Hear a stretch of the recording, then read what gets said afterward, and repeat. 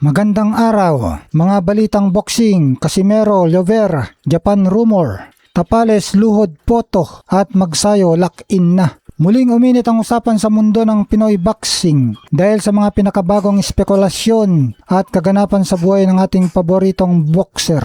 Una, Casimero at Kenneth Llover sa Japan. Ngayong Setyembre, mabilis na kumalat ang usap-usapan na maaari umanong mapasama sina General Cuadralas Casimero at Kenneth Llover sa fight card ng labang Kyonosuke Kameda versus Sebastian Hernandez ngayong September 23 sa Japan. Mabilis naman itong itinanggi ng kampo ni Casimero sa pamamagitan ni Kuyang Joseph. Ayon sa kanila, walang katotohanan ng rumor dahil sa Disyembre pa nakatakdang susunod na laban ni Casimero. Gayunpaman, posibleng dumalo lang sa Casimero bilang guest sa naturang kaganapan. Pangalawang balita, resibo ni Casimero, Marlon Tapales nakaluhod sa sparring. Nag-iwan ng palaispan sa Casimero sa mga fans nang mag-post ito ng larawan mula sa nakarang sparring nila ni dating world champion Marlon Tapales. Sa nasabing larawan, makikitang tila nakaluhod si Tapales. Bagamat tanong ni Casimero sa caption kung sino ang nasa larawan, agad itong nakilala ng mga tagahanga. May ilang netizen naman ang nagdududa at nagsasabing baka edited lamang ang naturang larawan.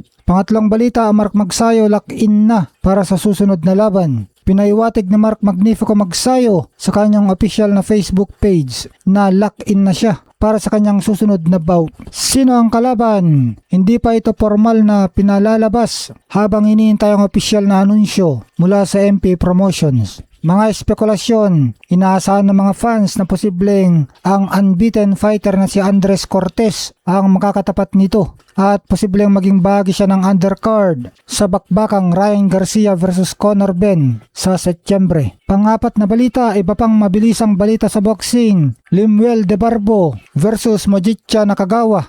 Haharapin ni Lemuel De Barbo ang Hapon na si Nakagawa sa La Trinidad Benguet. Kumpiyansa si De Barbo na may pagpapatuloy niyang kanyang 100% knockout ratio. Miel Fajardo kakasa sa world title. Target ni Miel Fajardo ang IBF Flyweight World Champion na si Masamichi Yabuki matapos ihayag ng Viva Promotions na handa na ito para sa world title shot.